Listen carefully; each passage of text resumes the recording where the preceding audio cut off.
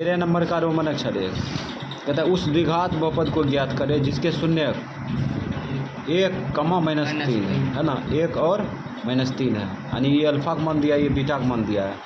बहुपदों के शून्यकों और गुणांकों के बीच के संबंध की सत्यता की जांच करें। ठीक है, पहले हम शून्य से बहुपद निकाल लेंगे, उसके बाद जांच भी कर लेंगे। ठीक है, तो इसको ऐसे लिख लिए, पहला शून्य दूसरा शून्य।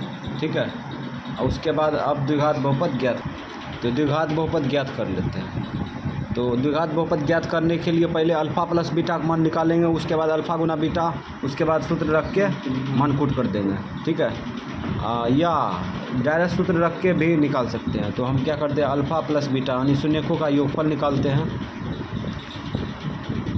अल्फ़ा की जगह पर पहला शून्य रख सकते हैं प्लस है, बीटा की जगह -3, इसको घेर देंगे।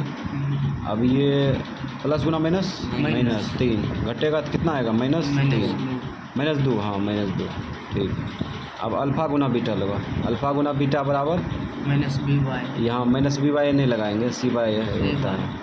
यहाँ देखो 1 गुना बीटा का मान -3 गुना करो -3 आ गया ना। योगफल गुणनफल आ गया। अब द्विघात बहुपद निकाल लो। द्विघात बहुपद बराबर x² minus alpha plus beta शून्यकों का योग कितना निकालें, -2 रख दिया, into x plus alpha beta का मान -3 रख दिया।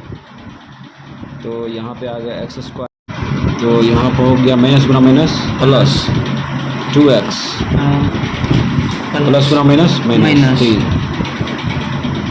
यही तो आंसर हो गया।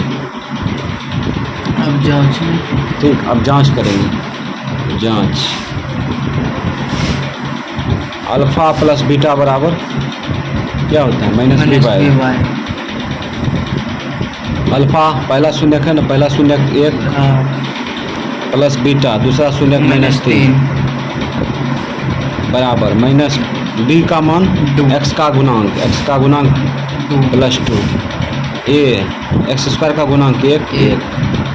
अब इसको आगे बढ़ाएंगे तो हो जाएगा 1 प्लस गुना -3 -2, ये घटेगा तो कितना आएगा, -2 बराबर -2। बायां पक्ष सॉल्व किए, शून्य था, दायां पक्ष किए गुणांक था, दोनों बगल बराबर आया। ये जांच हो गया। एक और रिलेशन है, अल्फ़ा गुना बीटा बराबर c/a। अल्फ़ा पहला शून्य अल्फ़ा 1 गुना बीटा दूसरा शून्य -3, c अचर पद -3 बटा a x का गुना कर लो, तो यहाँ पे आ जाएगा -3 बराबर -3। जांच हो गया, वो बराबर